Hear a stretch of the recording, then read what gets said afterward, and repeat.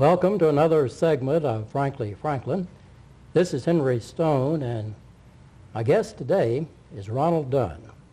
Ronald and his brother Bill owned and operated Dunn Brothers Radio and TV, at the first just radio because there was no TV back then, on the north side of the square for 48 years, beginning on April 13th, 1946.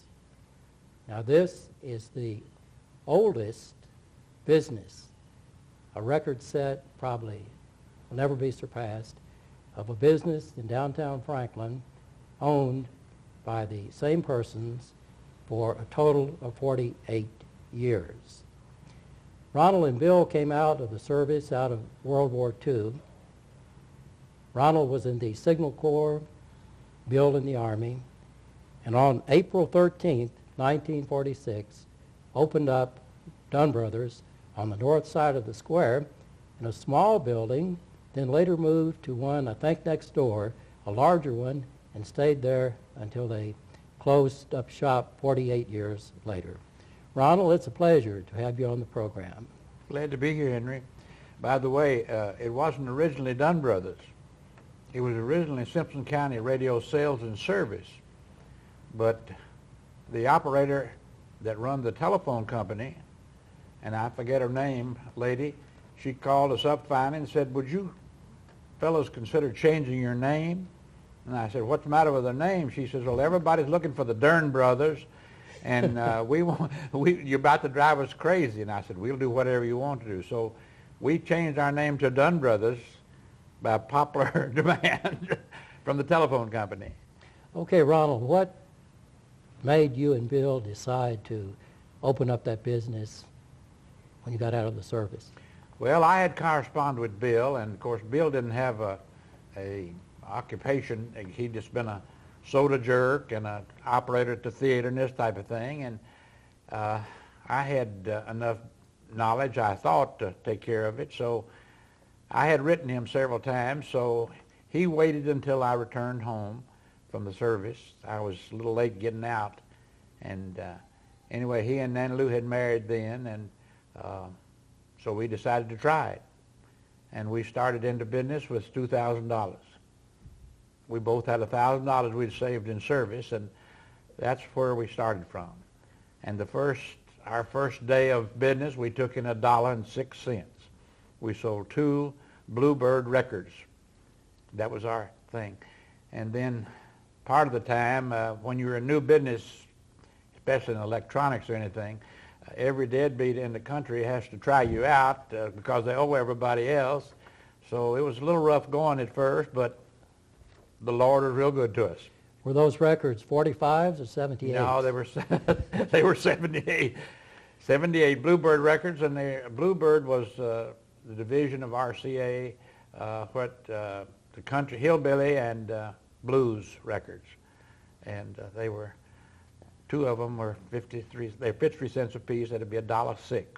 So that was our original, and we often said $1.06. When we got blue and we wanted to remember something, we'd say, we had $1.06 day. Did you ever dream on that date when you opened that you'd be there or have the business for 48 years? I never really dreamed that there'd be such a thing as television to come along, because we were strictly geared to radio. And of course, Mr. Ben Bradley and Willis were our mentors. They gave us our first list of parts and tubes that we should stock, and they stayed right with us. Of course, I had worked for Mr. Ben and Willis before I went to service, and but anyway, they were our mentors and stayed with us and great help to us. Of course, Mr. Ben played a lot of tricks on me through the years, and he delighted in that, but they were very close to us. Understand that you charged a lot of batteries which operated radios back then. No, that was the Bradley and Son did that. They had this rental service on storage batteries, but we sold a lot of 1,000-hour battery packs later on. In fact, Saturdays used to be our biggest day, and I'd fix 10 or 15 battery radios because they were very easy to fix, and they'd respond to service work real good. and sometime we have them lined up picking up 1,000-hour batteries.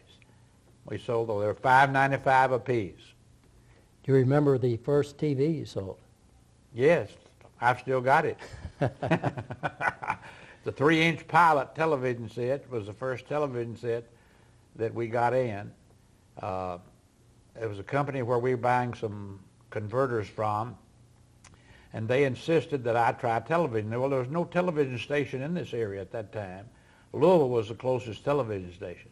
And they insisted on, when we ordered some of these converters, they insisted on sending me a television set. So they sent me a little 3-inch Pilot television set. And we went out in the country to Video Hill, we used to call it, where James Downing lived, and put up an immense tower. And one night we got in Arthur Godfrey from Louisville, and we thought we were flying. And then later on we got ambitious and moved it in to the square and put a tower up on top of the little building we were in, first place. And that year, the Derby we broadcast, and we had a shop absolutely full. It was loaded. And we had a bunch of kids down front, and somebody scrambling around unplugged it just as they went across the finish line. Of course, I grabbed and plugged it in. They were already across the finish line. Had some wonderful things happen. Then along came satellites. Along came satellite. We got into that. Of course, we started back earlier. We were the first to go back into records and phonographs. Of course, there had been records and phonographs when the Bradleys came through, but that had all disappeared during World War II. So we were the first to go back with radio, record players, and records. And that's how we really got in touch with a fellow by the name of Murray Nash, who was the salesman for C.M. McClung and Company in Knoxville, who was the distributor for RCA Records. And through my brother, who was working in Gallatin, we got in touch with him, and he got us in touch with, at that time, Randy Wood was in business with Kirkpatrick. It was Kirk and Randy's. That was before Randy got into the dot record business. It was way back when. And so we went down there at his place and met this man, and he immediately put us on RCA Records. And when RCA Records come to us, well, then we didn't have any trouble getting any records. But before that, it was rough sledding for two country boys trying to go into business with very little capital and no background. We couldn't even get a line of radios or anything. But when RCA came with us, records came with us, well, then they all decided we were going to make it. Let's talk about downtown Franklin. Back in 1946, and of course you were an adult in 1946, and you go back in Franklin and Simpson County much longer than that. Several years. But 1946, describe downtown Franklin. Well, as I look back, it's almost heaven on earth. The town was so nice and friendly. The only thing on our side of the square, we were the first ones to clean it up. Where we went into business was a dive that had so much grease on the walls, we had to scrape the walls and clean it. And at that time, a lot of people wouldn't get on that side, especially women. But anyway, we were the first shop to go in on that side, and we never found a place to go into business. There wasn't any places open. So that's the reason we selected this place, because it was small and it was co-owned. The rent wasn't too bad. It was just $25. We paid $12.50 a piece, one to the Masonic Lodge and one to Ms. H.H. Knapp. It was a partnership building. And so that's when we went into business there. But Saturday night was just like the World's Fair. Everybody came to town when the sun went down. Some of them dressed in their best tucker, and some of them just any way to get there. And the town was full of people.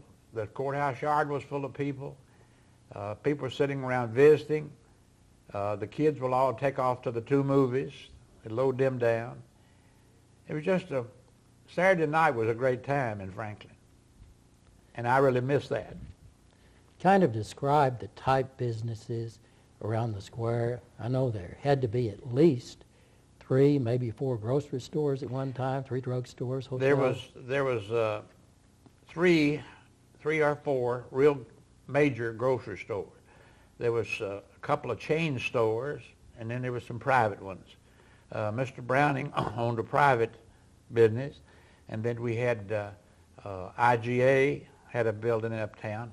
IGA was on the east side, and A&P had one on the corner, and my father was the manager of A&P.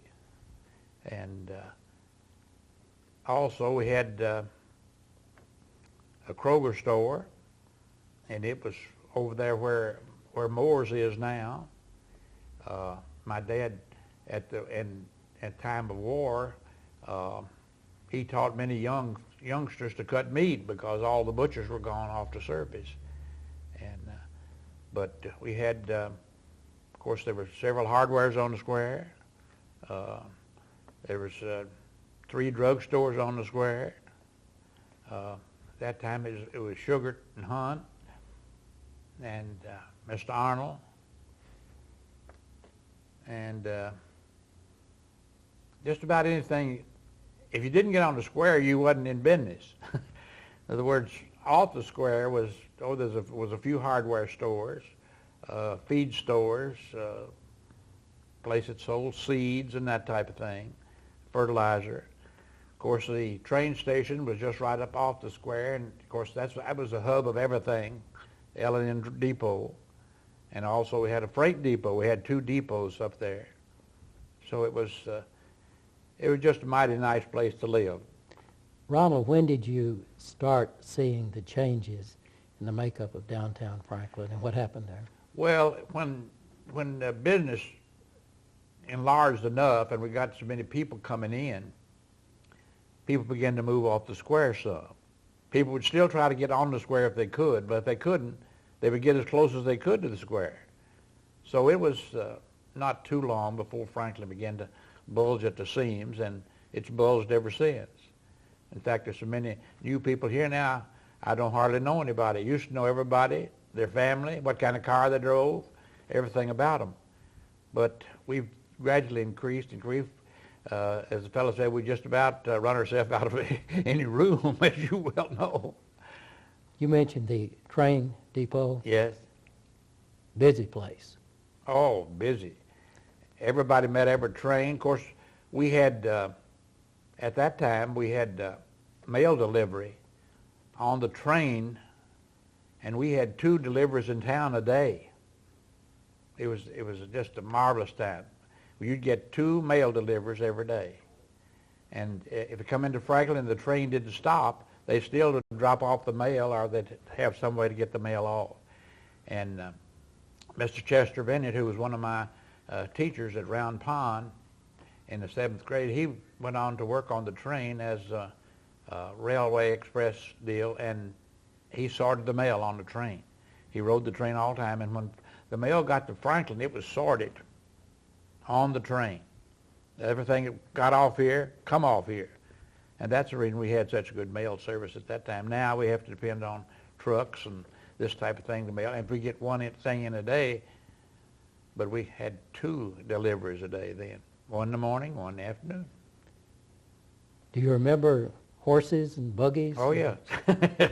Yes. Even before the Amish came, I remember horses and buggies. Yes, sirree. Of course, there was plenty of cars then, too, but a lot of people still had horses and buggies. And Franklin was well known back in those days for the annual Mule Days. Oh, my goodness, yes. Tell us about Mule Days. Okay, Mule Day was quite a thing for us, but I was in high school then, and in the Simpson County High School band, and we played for the first Mule Day, and that was most unusual for us. I started out my first 2 years at Franklin High School, and then the second 2 years I went to Simpson County High School. So I knew the best of both places, and it got so bad here when we played, we had to quit playing sports because they were just fights. They weren't anything good about them at all. But anyway, Mr. Ferris came into Franklin, and Simpson County High School just opened up, and he had the first band the first year. And we went to contest the first year and got superior, which was because there wasn't but one person in the band that knew any music, and that was Dorothy Donald, Dorothy Steers now. She came from Franklin, and she had some previous music. The rest of us just country bumpkins, and we had to learn to play by rote. In other words, we didn't play by note, we played by rote. And you can learn somebody or teach somebody to play real quick that way. But anyway, we went to Mule Day in Columbia, Tennessee. Yeah, and I remember we had just bought. And before that time, I played bass horn, and I was playing an old beat up tuba that belonged to Mr. Ferris, which we called Old Bertha. That was the mascot of the band. But Simpson County High School, the second year, bought a brand new pink con sousaphone. And Florence Landon was playing one. She played the one we'd had for a couple of years, and I got the brand new one. And we went off to Columbia Mule Day, and I never will forget it because I just weighed 114 pounds. And the wind got up so high that I couldn't hold the bass horn up, and it kept blowing it down. And then the first year we went to contest, it had that old tuba. But anyway, Paul Whiteman, the famous band leader, had donated the largest sousaphone ever made to Western. And it was up there. And of course, my band director, Mr. Ferris, knew it was there. So they set me in the chair and put this horn on me. I had to sit because I couldn't get up with it on. And I was scared to death that was our first contest. But we came out smelling like a rose. But I'll never forget that horn. I wonder many times if Western still owns that horn. It's a collector's. It's the biggest sousaphone. It was made special for Paul Whiteman's band, and he donated it to Western. Ronald, you were in the middle of school consolidation. Understand that wasn't the smoothest thing that ever happened. There's too much competition earlier, and the feeling was real bad. It was a bad situation because, of course, Franklin had a high school. The only other high schools we had were Barnes and Middleton, and they were considered sort of second rate. In other words, if your family had a lot of money, you paid extra tuition and you came to Franklin High School. So when it first started, everybody knew that Simpson County High School could not make it. But they didn't know that Herbert Foster was one of the finest administrators that ever was. And so the feeling was real bad for a while. But I didn't have any trouble with it because I had been to both. And I knew both. I had friends at both. So I had two at one and two at the other. So I knew the best of both sides. But I really got ashamed of, about the time I had to go to service, we had to cut all the sporting out. It was so bad, so sad. But anyway, we got consolidated, and finally decided that it was all right. And then when they made it Franklin Simpson, when they went together, that stopped that nonsense. But we had a rough time. How about crime back in those days? Wasn't no such thing. You had a few chicken thieves and ham stealers, and you get put in jail quicker stealing a ham than anything I know of. But you would, if your wife or daughter wanted to walk from home several blocks to town, nobody ever worried, any time of the night or anything. There was no such thing. Never locked the door, front door, in my growing up. Never knew the door to be locked. It was just a different ball game completely. Was Franklin wet or dry back in those days? It was some of both. We were wet for a while, but it was strange. My dad ran a meat market right next to one of the local whiskey stores. And at Saturday night, that was a business place in town because all the bootleggers were in loading up whiskey. They didn't have to go to Bowling Green to get it then. They get it locally. So when people give me this routine about voting wet and dry, that would change the atmosphere. That was a bunch of nonsense. There's no such thing. Because the bootleggers loaded up because the people who sold whiskey didn't care who bought it as long as they bought it, so they just soon sell it to the bootleggers as anybody else. So making legal whiskey in Franklin did not make legal whiskey. But I've lived through both of it, so I know that. You remember electric-powered cars. Yes. Tell me about those. That wasn't exactly cars, they were delivery trucks. Oh, And they belonged to KU, Kentucky Utilities, which ran the ice station, and the cars. These little trucks were the most powerful things that you can visualize. And they were just as smooth as silk, and they delivered ice. During the day, they would deliver the ice. And if anybody got stuck, you didn't go get a wrecker, you went and got one of those little trucks. Because loaded with all the battery weight, you could pull anything out. If a truck or anything got off, they get these little vans, little delivery trucks, and they'd pull you out. And of course, they would recharged them every night, because the power station where the ice plant, where the ice is frozen. And back then, they had rental places that they rented for people. This was before the advent of freezers in the home. Few people had freezers, but very few. And you could rent a section, and you'd keep your stuff down there, and then you'd go get what you wanted whenever you wanted. So, and Mr. Edgar Johnson was in charge of Kentucky Utilities. Their office was up where the bank is now, uptown, but their main operation was down at the ice plant. I forgot how many trucks we had. There were several of them, but I know they were running long time. I thinking the other day, I sure would like to have one of those things.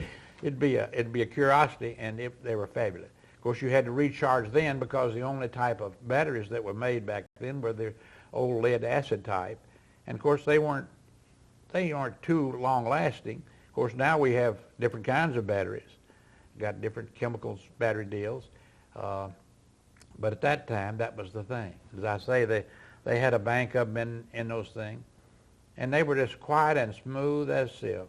They just zipped around over town and delivered ice and did any kind of utility work anybody needed, some heavy hauling quick.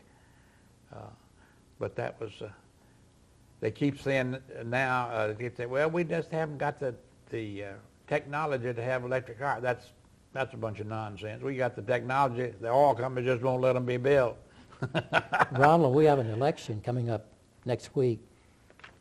How were politics back in the early days? Well, politics was about as dirty as you could get back then. It hadn't changed a whole lot.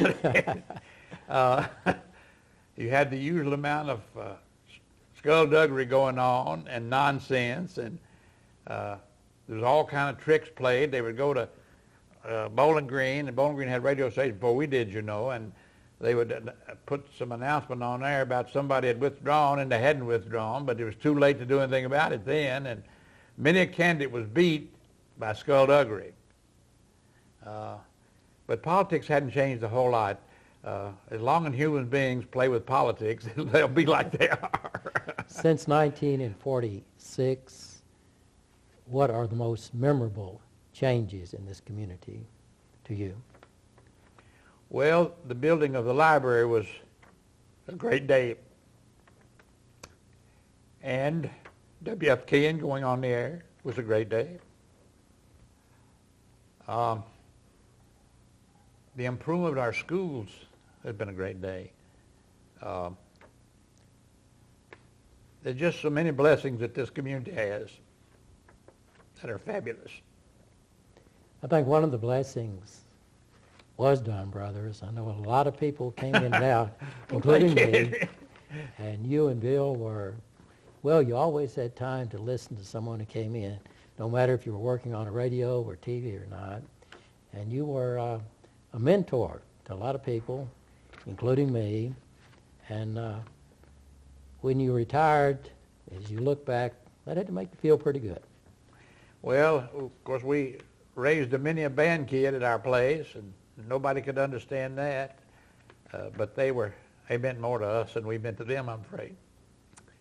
And we've had a number of fine men who were raised up in Dunn Brothers who have gone on to do mighty well, like Leon Mooneyhan and Bill Scott, and just any number that I could name, as you know.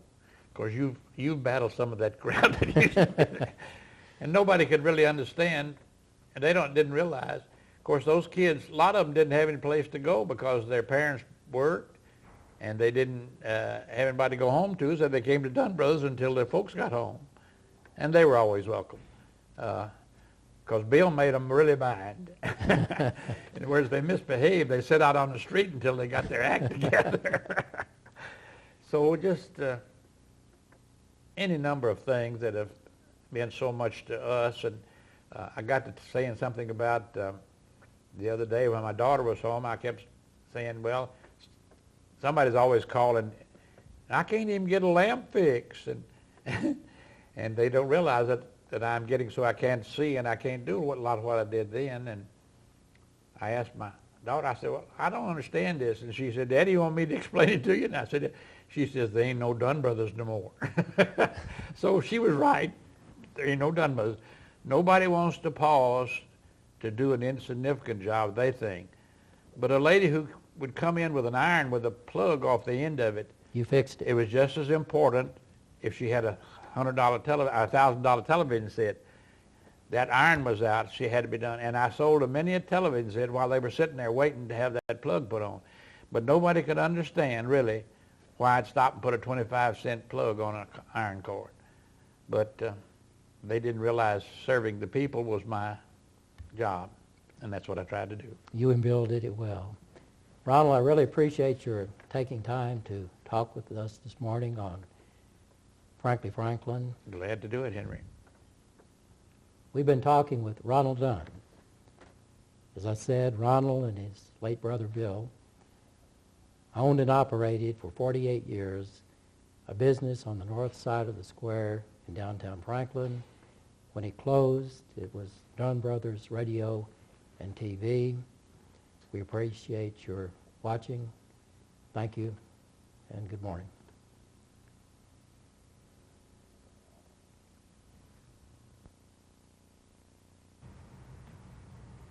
Hello, I'm Dan Ware.